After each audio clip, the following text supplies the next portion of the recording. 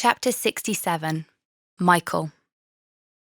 When you're desperate to find the right moment to say something, it never arrives. I've imagined 100 different conversations with Jen where she asks me about the marathon and I manage to effortlessly explain that I was wrong about the date and where she accepts this without much of an argument. Not very plausible, I realise, but I'm never going to do it if I always imagine the worst case scenario. Jen decides she hates me. It's a blurry line between love and hate sometimes. The wedding is off, and she breaks up with me.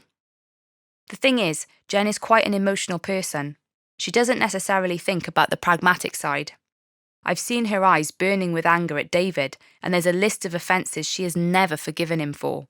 Using her essay when she was in sixth form, pretending he'd forgotten her name at the start of the year, and pressuring her to withdraw her application for promotion. Oh, and failing to take it seriously when the student threatened to turn up at her flat. Her laptop was stolen. Yes, I know he's annoying with his smooth-talking yet underhand ways, and listing his faults reminds me how out of line he's been, but still, the point is, Jen isn't very forgiving. She's already had to forgive me for pulling back when we first started dating. I was misguidedly trying to protect her from David's redundancy package. It took a while for her to trust me again. I don't want to wreck it all now. The other problem is that, understandably, with the 10-year anniversary of her mother's death, she is super emotional right now.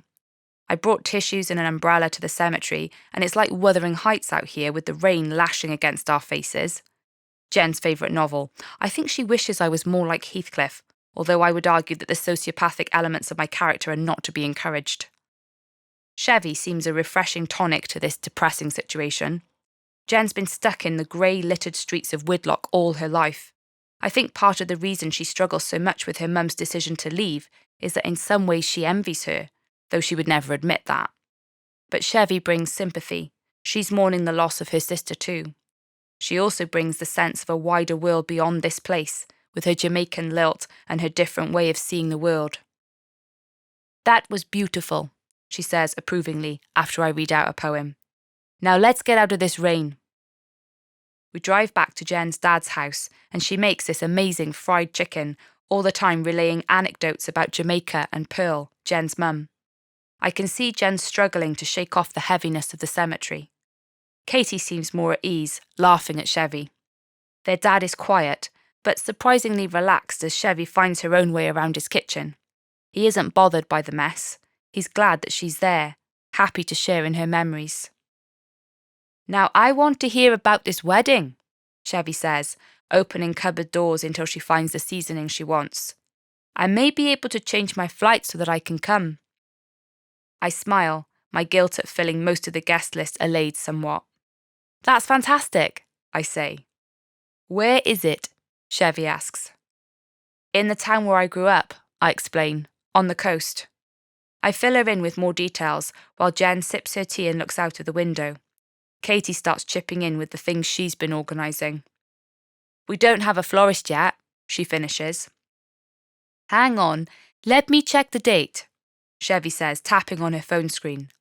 "You know that April 12th is Easter Saturday?" "Yes," I reply. This fateful date is the only thing I can think about most of the time. "A lot of churches don't allow flowers on that day," Chevy says. I frown. "Really? Why not?" Chevy rolls her eyes. "Didn't you pay attention in church? Jesus died on Good Friday. He rose on Easter Sunday. The Saturday was a day of mourning, and it's still part of Lent." "Can you check that?" Katie asks me. "I can message Steve." I pull out my phone. "I mean, what are we supposed to do if we're not allowed flowers?" Katie muses. "Well, you can use greenery," Chevy suggests. "It would look really natural." I send Steve a text and touch Jen's elbow. She gives a slight start. "Sorry," she says. "Wake up, Jen," Katie says. "We have a new wedding crisis for you to worry about." Great. She sighs and pushes her chair back from the table. "I'm just going upstairs to look for something." Katie raises her eyebrows at me, and I shrug. Better to give her some space if she's thinking about her mum. Her absence gives me a unique opportunity. "Chevy," I begin, "can you help me plan a trip to Jamaica?"